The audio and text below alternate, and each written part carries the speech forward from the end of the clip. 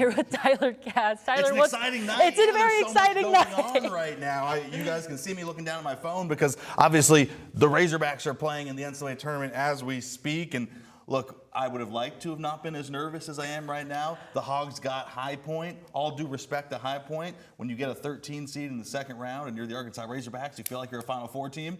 You want to not be down by 1 with 8 minutes and 41 seconds left. So it's a high-stress evening all around.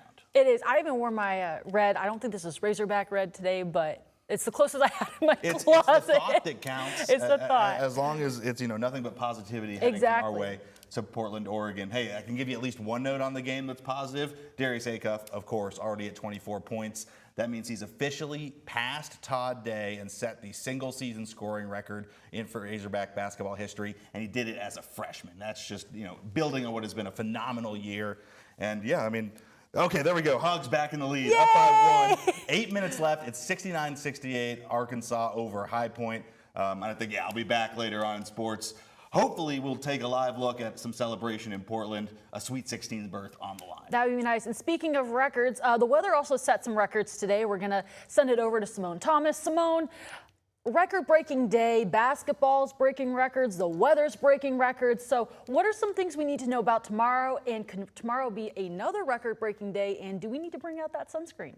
Yeah, I mean, it's the first weekend of spring, but it's giving us a little taste of summer. Several locations across the state today either matched or set a new record high, including the capital city. We got up to 88. This map says 87, but we did get up to 88. Pine Bluff getting up to 89. A few of our neighbors up to our north, Harrison, Fayetteville, Fort Smith getting into the 90s. We'll see more of that tomorrow with possible records at risk tomorrow as well. You see, we got a breeze from the southwest, so these dry fuels that we've been dealing with, high heat and then high winds will lead to some increased wildfire risk. So if you're spending time outside tomorrow, we want to make sure you're staying safe in the heat with temperatures in the upper 80s and low 90s. But if you can avoid any burning, that will be great as well. Make sure you're staying hydrated. You find the shade when you can, and I'll tell you how soon a cool down is on the way in your 11-day outlook. All right, Simone, thank you. Earlier this morning, family confirmed that former FBI Director Robert Mueller has died at the age of 81. Mueller served as special counsel on the investigation into the alleged collusion between Donald Trump's 2016 campaign and the Russian government. In a statement, his family says he died yesterday, but did not provide a cause of death. Earlier this year, his family announced that he was diagnosed with Parkinson's disease in 2021. President George W. Bush appointed Mueller to serve as the FBI director just days before the September 11th terrorist attacks. He served in the role for 12 years, becoming the longest-serving FBI director since J. Edgar Hoover. And the U.S. and Israeli conflict with Iran is starting its 4th week. The U.S. and Britain say Iran tried and failed to hit a base that they share thousands of miles away from the Islamic Republic. CBS's Christian Benavides has the latest.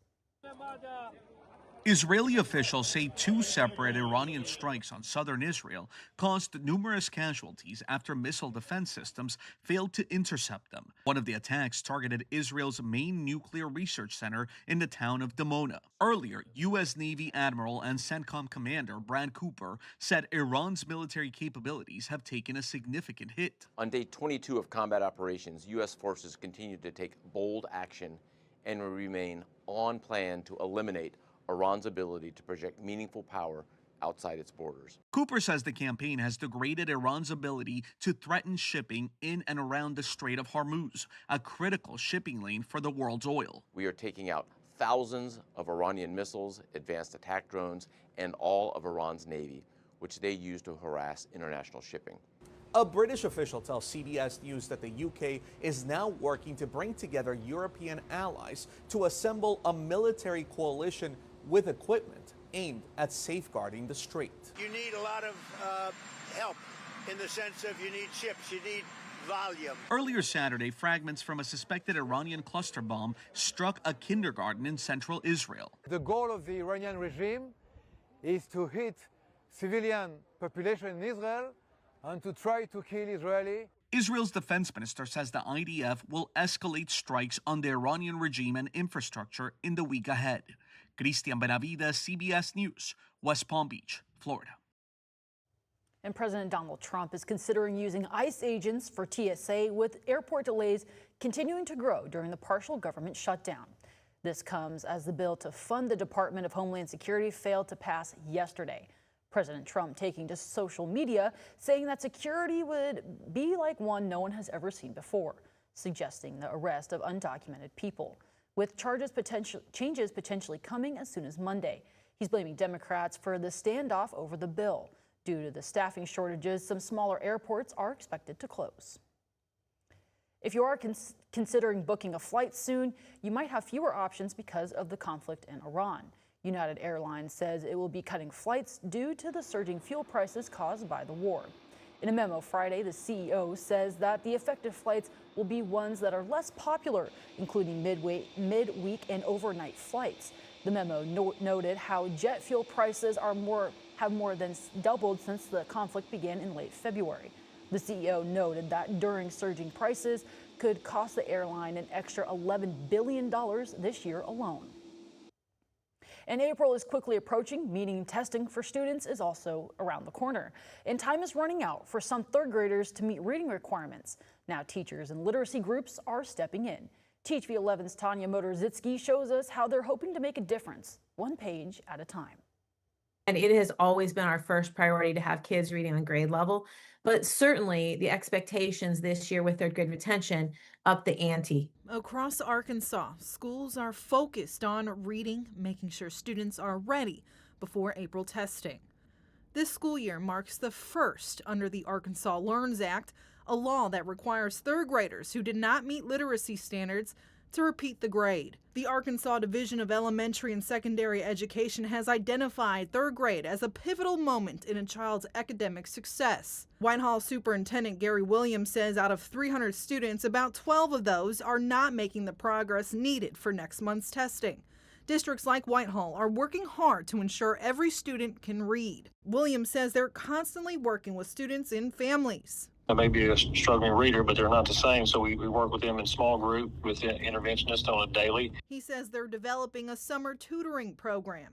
Students, high-quality tutoring that will allow students to receive some additional support, and then we'll be able to reassess them at the end. And, if they make the necessary improvements there, then that will allow them to move on to the next grade. Other partnerships like Our Kids Can Read aim to support schools, teachers, and families through tutoring, after school, and summer programs. Executive Director Kathy French says the clock is ticking for some families facing extra pressures. The urgency has increased. I mean, obviously, we want every child reading on grade level, and we want them to have those skills they need. If they don't, what ends up happening is they end up falling farther and farther behind. This summer, she says they're adding community literacy workshops. And really, it's to help those caregivers understand what are these words in literacy that people hear about? Like, what is phonics? What is phonemic awareness? April Reisma with the Arkansas Education Association says these added pressures on teachers are an attack on education and do not improve quality. It's the system's fault, and we need to improve our system. If we don't put public education on the front burner and take care of it now, it will be nearly impossible to do it in the future. Reisma says teachers in schools need real support. We need to take care of those young children, the pre-K, as they're learning those letters and their sounds, and making sure that they understand how to read before they can actually comprehend what they read. In Little Rock, Tanya Motorzitsky, THV 11 News. Tanya, thank you. We reached out to the Department of Education for the state of Arkansas for a comment, and the department has not responded at this time. Again, testing begins in April. People living in central Arkansas are set to see a new food forest. It's coming to Providence Park. THV 11's photojournalist Danny Moore caught up with the volunteers planting the trees for the community. Yeah, so today at Providence Park, we have a huge volunteer day, and our volunteers are planting our orchard.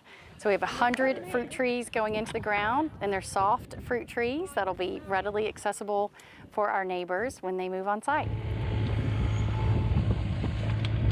So Providence Park is a 50-acre master plan community that provides permanent housing for the chronically homeless. with wraparound services. And so one of those services, of course, is to have our orchard and our garden space. And so everything we grow here is for the neighbors. So the volunteers today are coming from all walks of life. We've been spreading the word and people are coming from everywhere. So we have some groups and then we have some individuals, some families that are showing up. So it is kid friendly.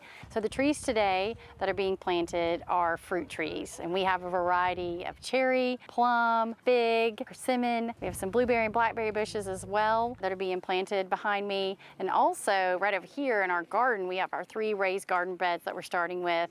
And we've got some cabbages and all kinds of things that have gotten planted over there. So everything that's produced here, from the trees, from the ground, is for our neighbors. So think farmers market on Saturday mornings. So we'll be able to have that type of opportunity here for our neighbors.